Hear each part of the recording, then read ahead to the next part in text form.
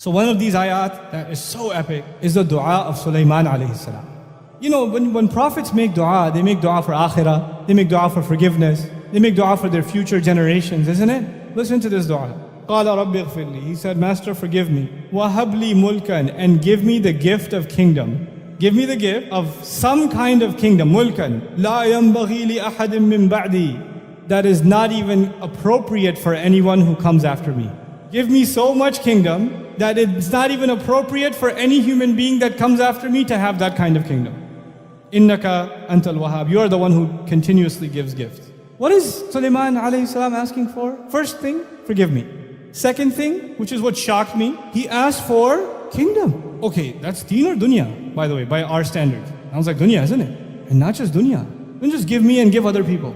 He didn't just say that. He said what? Give me so much and give me something that is not even fitting for anybody else. Make me unique in what you give me. In where? In dunya. How in the world is this appropriate? It sounds like he's asking only for dunya. The beauty of this dua, number one, is his top priority. Ya Rabb, forgive me. If you understand, Ya Rabb, forgive me, then everything else about this dua will make sense. If you don't understand, Ya Rabb, forgive me, you will not understand what the rest of this dua is. A human being can only do so much in this life. Then I'm going to be leaving this earth, whether I like it or not. My date is done.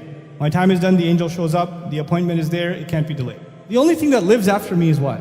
As far as my akhirah is concerned, and my forgiveness is concerned, I can make astaghfirullah, astaghfirullah, astaghfirullah. I can make tawbah to Allah, I can cry before Allah, only so many years, only so many times. But what can help me earn Allah's forgiveness even after I die? It's called sadaqah jariyah, isn't it? Something good you leave behind. The hadith will tell us your sadaqah jariyah could be your money.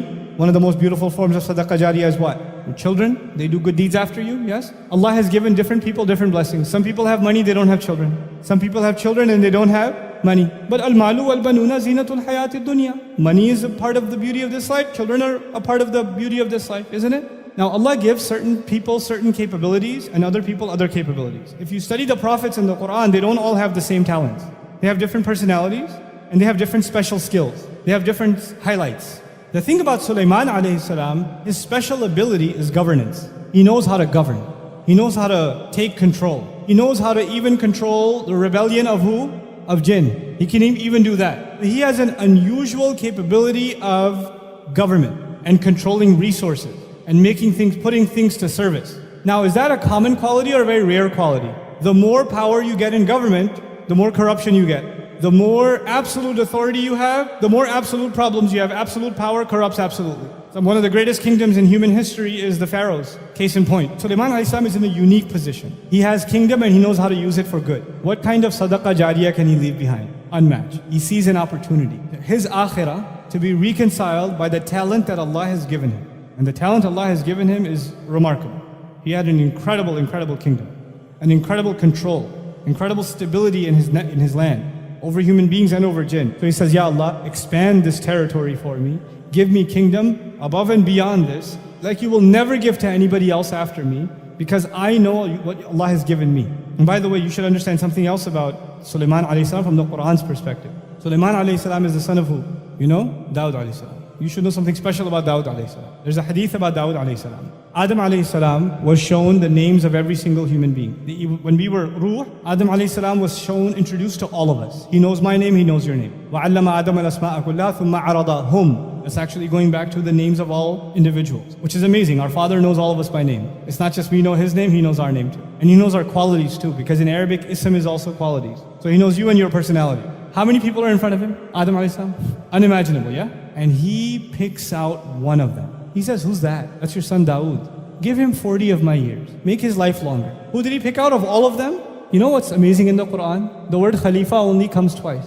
It only comes for Adam and it comes for Dawud. That's it. It doesn't come for anybody else. Qur'an is answering the question that arises from that hadith. The hadith says that Adam alayhi salam did not pick Ibrahim alayhi salam, didn't pick Nuh alayhi salam, didn't pick Rasulullah sallallahu alayhi salam, didn't pick anybody else. He picked who? Dawud. Why? Because he sees something in him that he has in common. What is that? Allah has made Adam alayhi salam Khalifa on the earth. And Allah made Dawud alayhi salam Khalifa on the earth. Ya Dawudu inna ja'alnaka khalifatan fil ardi. Dawud alayhi salam is special. Now, Dawud alayhi salam himself is Khalifa, but who's his son? So Sulaiman alayhi salam is not just a prophet, he's also the son of a prophet, but a son of a special prophet. A prophet who was a Khalifa, a great ruler, a governor at the same time. And so his upbringing gives him knowledge of revelation, but also knowledge of how to live by that revelation, not only at the level of an individual and a family and a community, but at the level of entire governance. He's been brought up in that system, even before, even as a child. He's been brought up in that system. And eventually Allah grants him prophethood. So he realizes the value of leaving a legacy behind.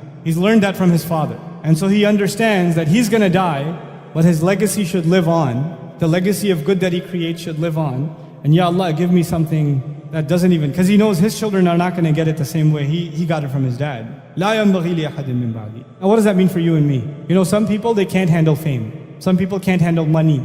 Some people can't handle a compliment. I've met people who say when I'm making salah and somebody passes by, it messes me up. Now they think I'm a righteous person.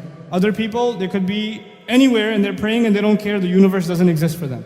Some people have a stronger, thicker skin. Some people have weaker skin. Different people have different weaknesses. Some people have a hard time waking up early in the morning. Doesn't that happen? So the first thing you have to recognize is what is your weakness and what is your strength. And once you find your strength, then you ask Allah to give you and give you and give you in what you have strength, so you can put all of it to the service of Allah's deen, so you can leave a legacy.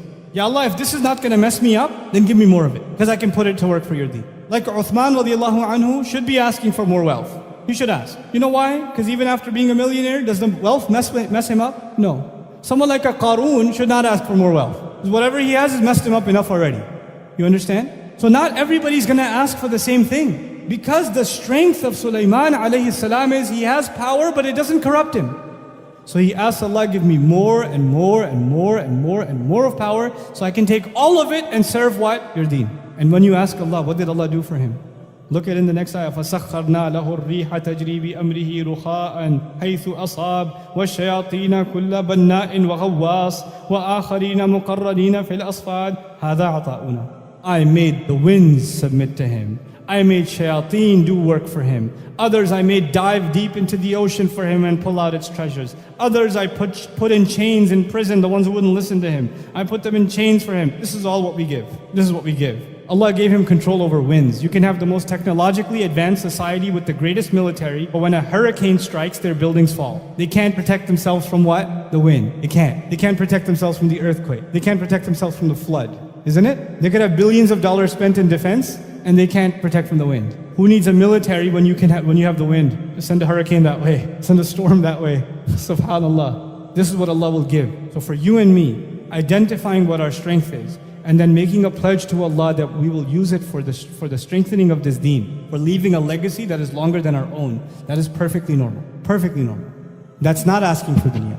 As a matter of fact, even if you benefit from it somewhat, it's fine.